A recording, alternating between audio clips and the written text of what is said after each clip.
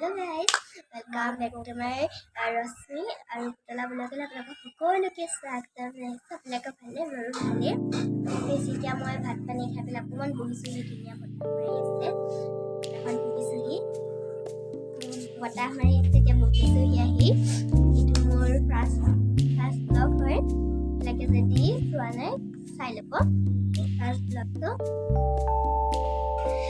এতিয়া মই অথনি স্কুলৰ পৰা আহিলোঁ, স্কুলৰ পৰা আহি গা চা ধুই ফ্ৰেছ হৈ পেলাই ভাত খাই আহি পেলাই বহিছোঁ। সেই ব্লগটো আৰম্ভ কৰি দিওঁ। কাইলৈ মোৰ পৰীক্ষা আছে, এক্সাম। কাইলৈ চিত্ৰলিপি আৰু পাঠ পঢ়া আছে, মানে ফাইনেল এক্সামটো হ'ব 19 তাৰিখে। ফাইনেলটো 19 তাৰিখে হ'ব।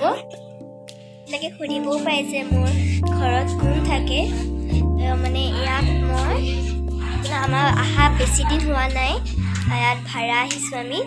এইপিনে আৰু বেছি ভাড়া আছে, আমাৰ ৰুম ইপিনে আছে গাইজ। আৰু এটা কথা কৈ দিছোঁ, মানে আপোনালোকে সুধিব পাৰে যে মোৰ ঘৰত কোন কোন থাকে। আমাৰ ঘৰত থাকে, মানে যোনটো ভাড়া ৰুমত আছোঁ সেইটোত থাকে বা মই আৰু মা থাকে। পাপা মানে কামৰ জেগাত থাকে, মানে মঙলদৈত থাকে আৰু আমিয়ে থাকোঁ, মানে ডিউটিত থাকে, চাকৰি কৰে। আৰু বা এতিয়া কলেজত পঢ়ি আছে, বা ফাৰ্ষ্ট ইয়েৰত পঢ়ি আছে, আৰু মই ক্লাছ 5ত পঢ়ি আছোঁ গাইজ। আৰু আমাৰ মা হাউচ ৱাইফ হয়, মানে ঘৰতে থাকে। বাহিৰৰ পৰিৱেশটো গাইজ দেখিছে, ইমান ধুনীয়া কাপোৰ মেলি থৈছে। অকণমান ৰ'দ দি আছে বাৰু, এনেই ধুনীয়া, বহুত ধুনীয়া বতাহ মাৰি আছে গাইজ। আজি ৰাতিপুৱা সময়ত বৰষুণ দিছিলে, বহুত বৰষুণ দিছিলে, বতাহ ধুমুহাও মাৰিছিলে স্কুল যোৱাৰ সময়ত। মই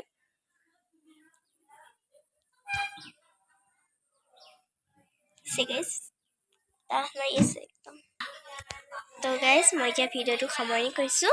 আপোনালোকক আকৌ মই ব্লগ দিবলৈ মই চেষ্টা কৰিম। মানে মই ডেইলি ব্লগ দিব নোৱাৰিম, মোৰ পৰীক্ষা পাইছেহি আৰু স্কুলো বহি থাকে, সেইকাৰণে মই আপোনালোকক টাইম চাইহে ব্লগ দিব লাগিব। যদি আপোনালোকে আজি ব্লগটো ভাল পায় তেতিয়াহ'লে লাইক, শ্বেয়াৰ, কমেণ্ট আৰু প্লিজ ছাবস্ক্ৰাইব কৰি দিব। আজিলৈ বাই বাই। অন্য এটা ব্লগলৈ আপোনালোকক মই আকৌ আহিম। Bye bye.